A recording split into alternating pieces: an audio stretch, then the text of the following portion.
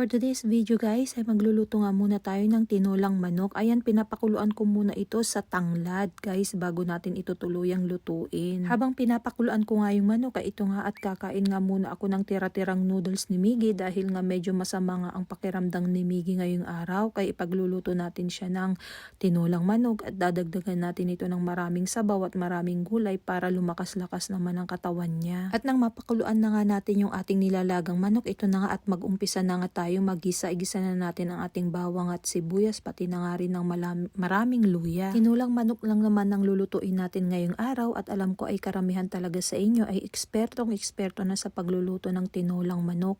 Alam ko at iba't iba tayo ng version sa paggawa ng tinulang manok kaya ipapakita ko nga din sa inyo kung paano ko ito niluluto. Ginigisa ko munang mabuti ang ating bawang, sibuyas at luya sa kaunting olive oil. At nang magisa-gisa na nga natin ito ng mabuti at saka naman natin ilalagay yung ating mga nalagang manok. Dito sa bahay ay nakasanayan na naming nilalaga muna yung mga karne bago namin ito tuluyang lutuin. Nilalaga namin ito sa lemongrass o kaya sa maraming sibuyas at bawang para maalis yung kanyang mga bula-bula at maalis din yung lansa.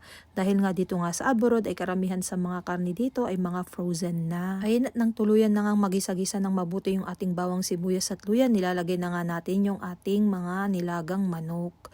So ayan, pagkalagay na nga natin ng ating mga nilagang manok ay gisa-gisahin lang din natin ito ng mabuti. Habang ginigisa-gisa na nga natin ito ay lagyan na nga rin natin ito ng patis para magkalasa na nga itong ating manok. At isunod na nga rin natin ilagay yung paminta at saka rin natin ito halo-haluing mabuti. At nang magisa na nga ito ng mabuti ay lalagyan na nga natin ito ng tubig. Ayan, ang paglalagay ko nga dyan ng tubig guys ay depende sa dami ng sabaw na gusto natin sa ating tinola. At lagyan din natin ito ng chicken nor cubes para mas lalong masarap. At takpan lang natin ito hanggang sa kumulo at lumambot yung ating karne. At syempre habang hinihintay natin kumulo yung ating niluluto ay pagpatuloy natin ang ating kinakain. Alam niyo guys, masarap talaga yung kalamay na kasaba na ginawa ko nung isang araw. 3 sangkap lang ay makakagawa ka na talaga ng merienda. Kaya itry nyo guys, totoo, promise, masarap siya.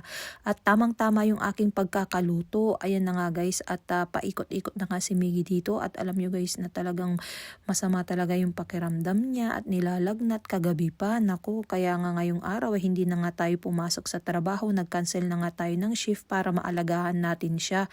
Pati na nga rin ako guys, parang masama na nga rin yung pakiramdam ko at parang nahahawaan na nga rin ako ni Miggy. Ayan, at pagkalipas nga ng ilang minuto ay lagay na nga rin natin ang ating patatas at sayote. Ayan guys, maraming patatas at sayote yung ilalagay natin dahil nga paborito nga ni Miggy yung patatas.